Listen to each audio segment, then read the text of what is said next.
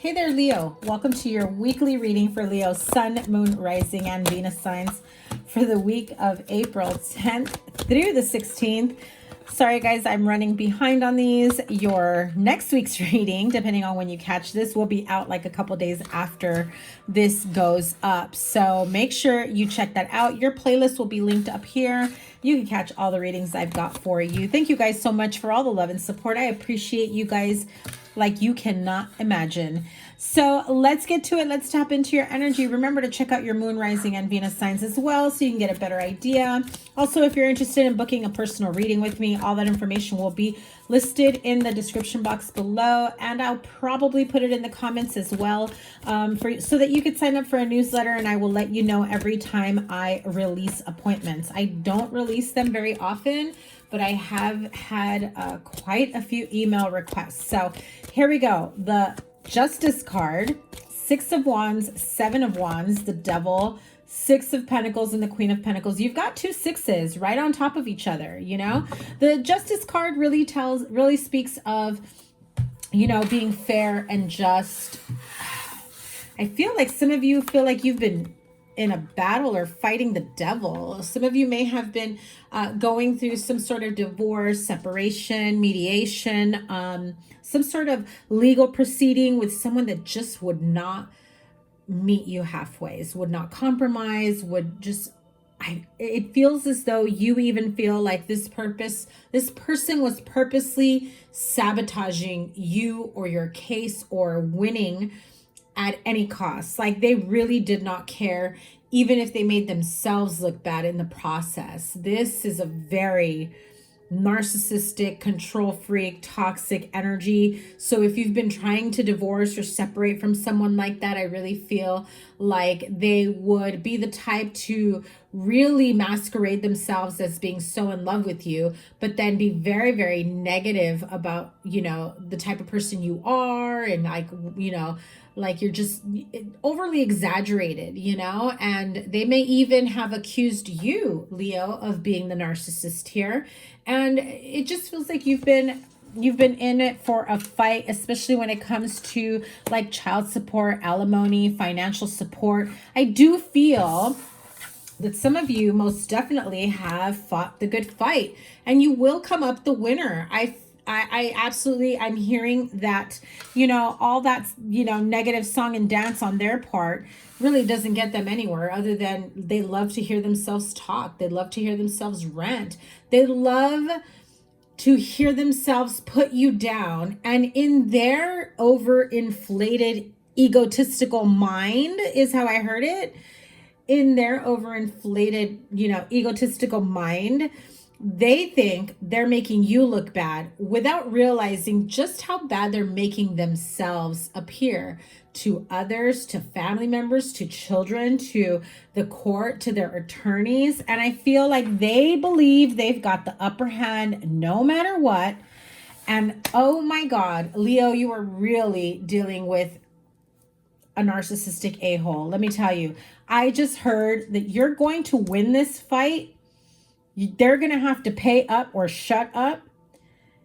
And because you come out a clear winner,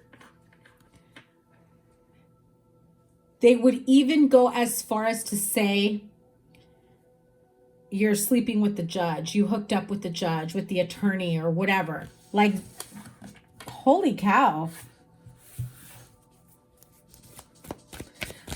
I feel like you will most definitely feel a sense of relief that legally you're away from this person. Legally, you know, you can finally do what you need to do for yourself and start to feel a little bit more grounded. I do feel like this person isn't going to let up for quite some time. I do feel like they will find any reason, any excuse to, you know, come in and make you feel like crap. Basically, they love it. And I feel like they won't fully go away ever. But once they find themselves attached to a new target, you will feel and see and experience less of them. If you don't have children, they will disappear for a while. If you don't have children with this person, they will disappear for a while. But eventually, You'll run into them. You'll have some sort of run-in, or they'll want to, you know, appeal whatever the judgment was. Why is this person the way that they are? What can Leo expect from this person? You may be fighting over a house, a household, a family situation. They want to, I feel like they want to keep the house, even if they don't need it, even if like you've got the kids, they're going to be with you. You should have the house, but it's like, no, go get your own house. Again, just to be a narcissistic a-hole, right? If this person came into sudden wealth, perhaps, you know, property, probate, money came in. They felt like, oh, now's my chance to like skip out of this relationship, marriage, whatever, leave my wife and kids, or however, you know, leave them behind and I can go live my best life. I feel like there is no remorse whatsoever in them doing that. They feel like it's justified. They have every excuse in the book. Oh my God, Leo. This person makes me want to vomit. Not to be mean. Not to be mean, you know, but like this is not a very, you know, good feeling. And so I can only imagine that you've dealt with this person for far too long. What is the outcome here? They'll try to, you know, sweet talk their way for the judgment to be in their favor. They will try to apologize and try to come to terms with something one-on-one with you to go against whatever judgment is, you know, handed down by the judge. I do feel like you're going to say, that's nice. No. Do you really want to continue fighting this? Do you really think that I'm going to just back down and let you walk all over me? I don't think so. If you're going to have a new life, guess what? So am I, right? No. If you get to start all over, so do I. Leave me alone. That's how I heard it very, very clearly. What can Leo expect, anticipate in the near future? What is the advice here? What can they expect in the near future from my Leo friends? Hanged Man. Okay, time of reflection. A time of reflection and healing. I even feel like some of you may be feeling a little bit fearful getting back out into the dating scene if this is like a relationship, marriage that fell apart, that you've, you know, successfully been able to walk away from. And now you know that now that this is about to be over and done with, you've got to do the inner work. You've got to do the healing. I also feel that as much as you may want someone in the future, right now, you know that this is a time of reflection, of you realizing, how in the world did I get caught up in such a toxic, you know, relationship? How did I, you know, hand over my power to someone like that? You know, narcissists have a way of twisting things around, a way of talking you into things that you would not normally would have ever agreed to or want to do, but yet they string you along. And I feel like some of you will reflect on that to make sure and ensure that that never happens again, because you never want to find yourself in another situation like that. But what is the outcome from the Hanged Man and the Three of Swords? We've got the Four of Cups. It's still feeling a bit like, even if you feel like you're over the relationship or the connection, you are happy that you were able to break free. You are happy that you're no longer connected or attached to this person, or even codependent, because I do feel like for a while some of you did feel like you were codependent on them, but now you feel a bit lost. Now you feel like you're trying to figure out how to make decisions on your own, how to live your life on your own.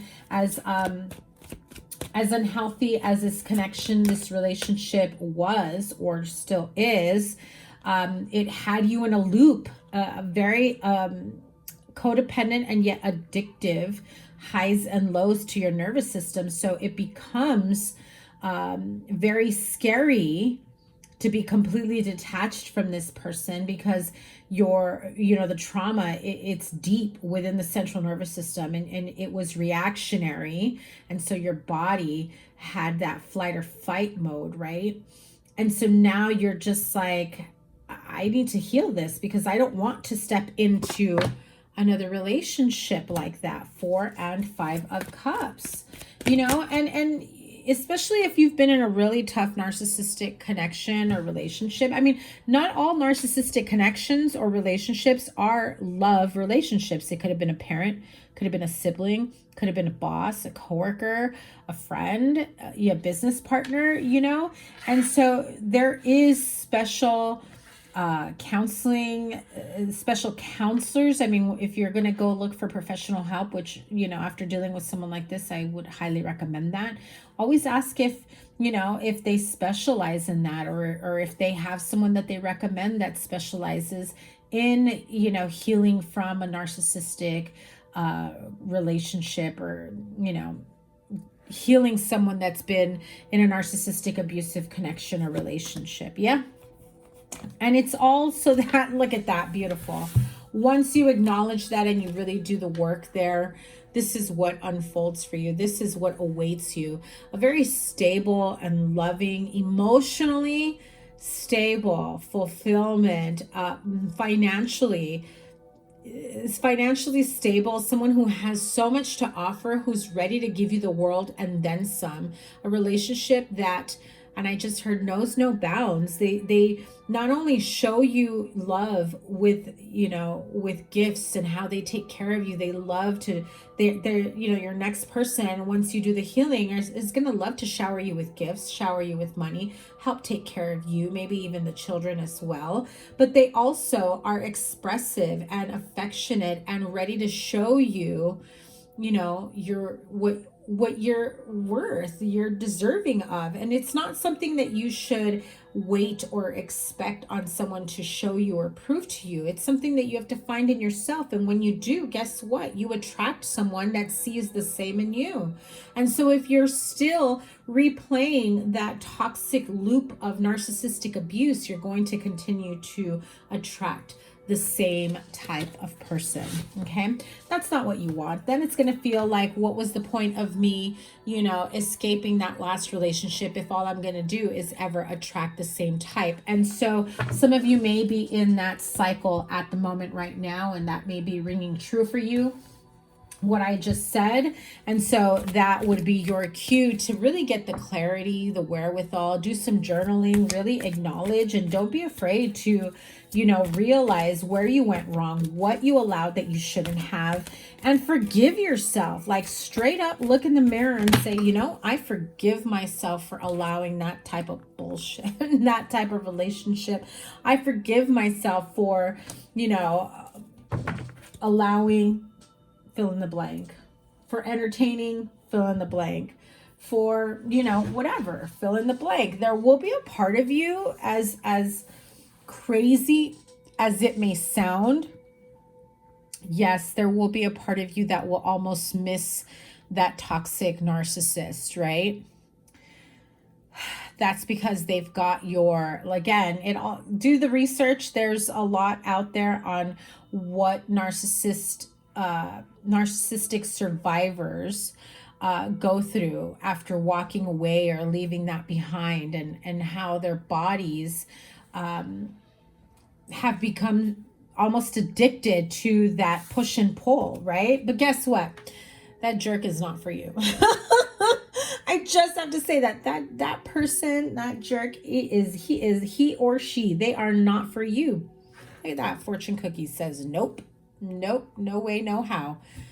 I don't think so. Not for you. Whatever it is, some of you even feel like, oh, maybe I was better off staying with them. I can't handle the loneliness. I can't handle the quiet times. This is the best time for you to really do the reflective work, for you really for you to do the healing work, to be able to move forward in a much more promising way, and most definitely focus on the here and now. I mean, Spirit's saying, listen, don't worry about the past, and don't be anxious or feel anxious or worried about the future. It's about being present in the moment, going within, doing the healing work and acknowledging, you know, that you had the courage, the strength, and the wherewithal to finally acknowledge after a very long time that the connection you were in was not for your highest good.